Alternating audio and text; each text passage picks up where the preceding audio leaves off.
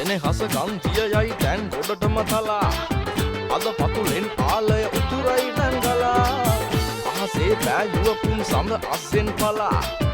ඕනි මමයි ගමේ සද්දන්තම ඇතා ළඟ නමනව හොඳටම කෙරෙනව සැරටම සෙට්ටු එල බෙදනවා නුකුතිට ගමකට නෑ ඉස්පාසු මල පනිනව හොඳටම මට නම් ඉවසන්නම් සුදු එම්බෙක් ගිය උඩ බලපන් දැන් අඩයම් මට හුඩු ඇයි තරහා තිවුරා කියන්න ආවේ දැනෙනා හිටි රූපේ වෙයි මාගේ මය අම්මා කවදාද